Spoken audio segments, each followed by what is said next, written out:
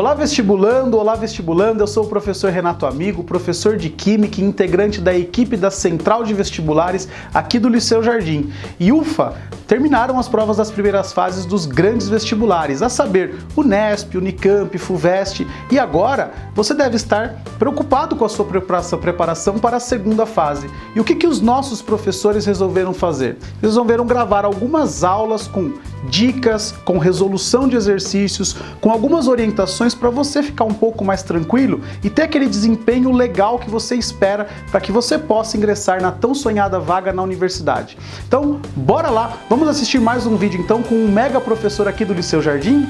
Fala aí galera, tudo bem? Beleza?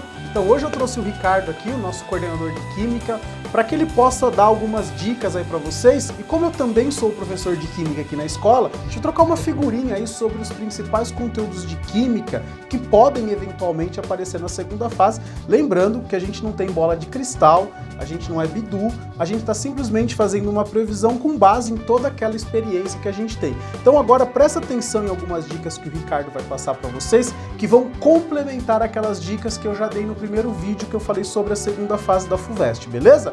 Bom, Ricardo, quais são as dicas aí gerais para a resolução da prova que você pode trazer para os nossos alunos? Então, oi pessoal, tudo bem?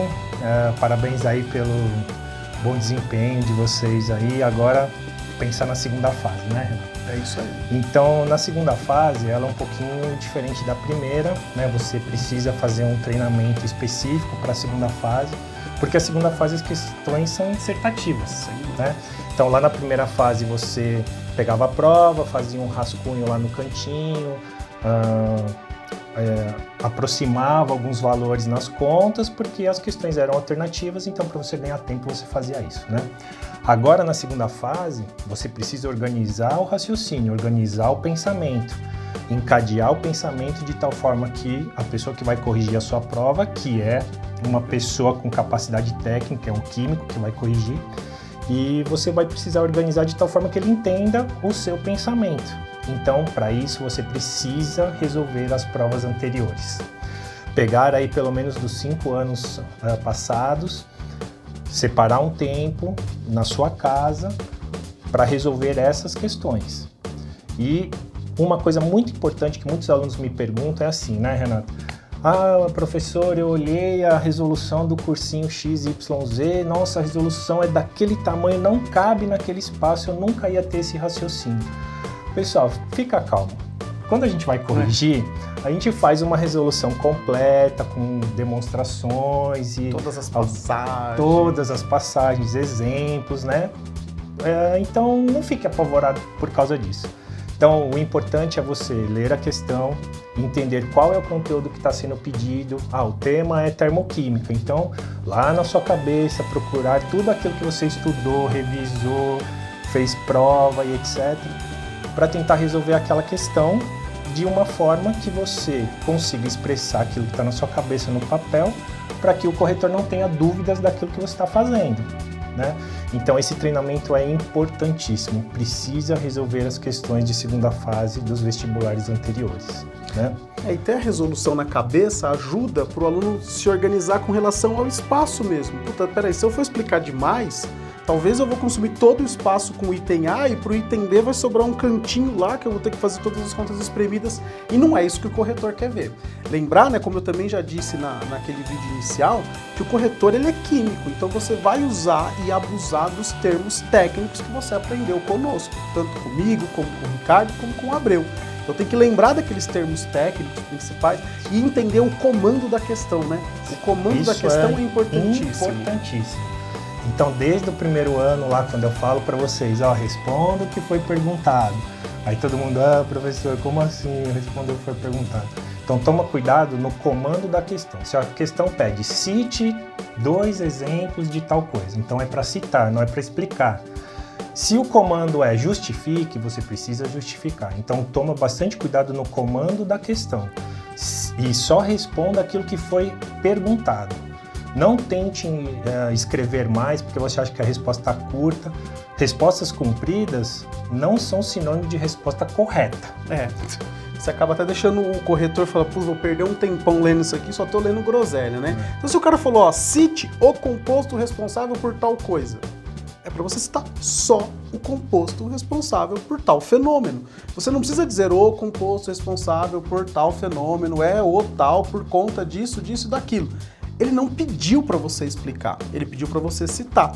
Se a solicitação for explique, aí você vai utilizar todo o seu conhecimento para explicar um fenômeno. Justifique com cálculos. O que você vai ter que fazer? Justificar com alguma conta, algum número vai ter que aparecer. E já teve ano que a FUVEST pediu assim, justifique sem cálculos. Então, não adianta você colocar lá, a densidade de um é 1,6, a do outro é 1,5.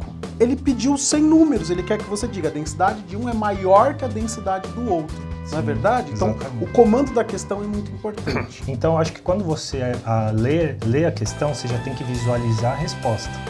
Então, você organiza na sua cabeça, naquele espaço, como que eu vou responder. E aí, depois, você vai para o operacional, que é redigir a resposta. Então, visualizar a resolução na sua cabeça e depois transportar para o papel. Isso eu acho que é importante. Perfeito. Então, ó, guardem essas dicas, somem com as dicas anteriores que eu dei e com todas as dicas dos professores que já passaram por aqui e monte a sua forma de resolução. Porque, na verdade, quem vai estar fazendo a prova lá fisicamente é você. A gente está junto com ele só mentalmente, aqui mandando só energia positiva para vocês. Agora, quem vai estar lá mesmo com a canetinha na mão e lembrando de tudo isso que a gente falou, são vocês. Então prestem bastante atenção, internalizem essas dicas. Agora falando um pouquinho sobre os conteúdos, né? Então vamos ouvir a palavra do coordenador de Química, as nossas apostas. De novo, lembrando que a gente sempre faz essa análise com base em dados de anos anteriores, com base em tendências de provas, né? Então não é que a gente está adivinhando os conteúdos, mas a gente tem algumas apostas, né, Ricardo? Sim. Quais são as apostas aí que você poderia destacar para os nossos queridos alunos e alunas? Como o Renato falou, a gente realmente não tem bola de cristal, né, Renato? Mas eu acho que a gente tem um pouquinho de experiência, né? A gente já está há bastante tempo, né? Então, a minha aposta são os conteúdos que não apareceram na primeira fase, tá? Então, a primeira fase foi relativamente tranquila, tinha algumas questões mais complicadinhas, mas foi relativamente tranquilo, né?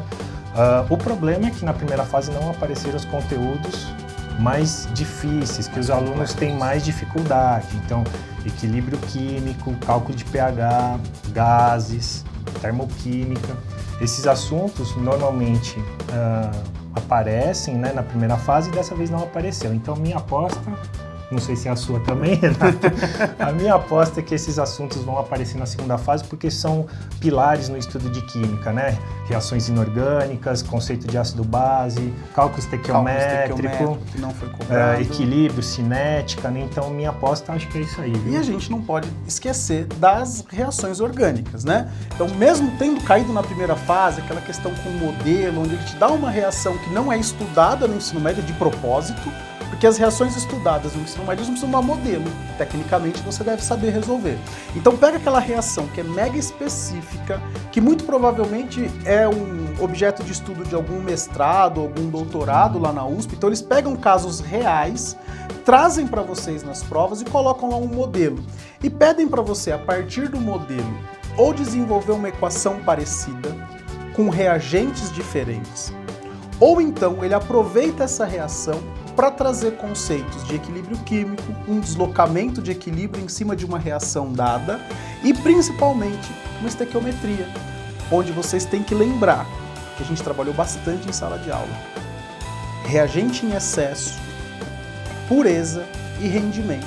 Esses chamados casos especiais da estequiometria, eles normalmente aparecem na segunda fase. Porque na primeira fase, vamos combinar que o tempo é curto, então você vai fazer muita aproximação e tal. Não é muito legal cobrar isso na primeira fase. Agora, na segunda fase, vem assim, uma avalanche, né, de cálculo estequiométrico. Então, acho que é bom vocês estarem aí bem preparados, bem espertos para equacionar direitinho uma reação química, né, saber balancear, né? Se o cara não balanceia a equação química, ele não vai sair a estequiometria correta, porque o balanceamento vai indicar lá a proporção em mol de cada um dos componentes daquela equação que você está fazendo. Então, acho que estequiometria, equilíbrio químico, dentro do equilíbrio a gente pode citar alguma coisinha da cinética, pode ter uma questão só de cinética, sim, né? Cinética, deslocamento de equilíbrio, fatores que afetam a velocidade. E a minha aposta é reação orgânica junto com o cálculo estequiométrico, viu, Renato? E só uma coisinha, viu, Renato? Na segunda fase, pessoal, vocês já estudaram bastante, o conteúdo vocês já sabem. Pega os seus resumos, aqueles que a gente pediu para vocês fazerem, dá uma revisadinha, né? E exercício. Treinar os exercícios de segunda fase. E é sempre importante também lembrar que nessas provas de segunda fase, eles cobram diversas formas de leitura. Então, lembrem-se de ler direito gráficos e tabelas. Porque como as questões geralmente vêm de trabalhos realizados dentro do Instituto de Química da USP, normalmente vem alguns dados que os mestrandos e os doutorandos estão obtendo lá naquelas tabelinhas que eles fazem. Então, dados de laboratório, gráficos de repente, solubilidade, para poder te dar lá um direcionamento em algum item de questão. Então, tudo isso é legal, você tá bem esperto, porque, como a gente disse, o conteúdo eles têm. Agora vai se sair melhor aquele que tiver um pouco mais calmo e que conseguir resgatar os conteúdos que estão aí na sua cabeça. A gente não tem dúvida disso, porque a gente repete demais, né? Beleza? Bom, acho que é isso, né, Ricardo? Sim, é isso. Obrigado aí pela presença. Você, Renato. Agora é só a gente mandar boa prova. Boa prova para eles. E você precisa pedir para eles darem bom dia para você. Boa, então a gente vai estar aqui torcendo por vocês, né? E bom dia. Fala bom dia para mim. Beijo. Tchau, tchau.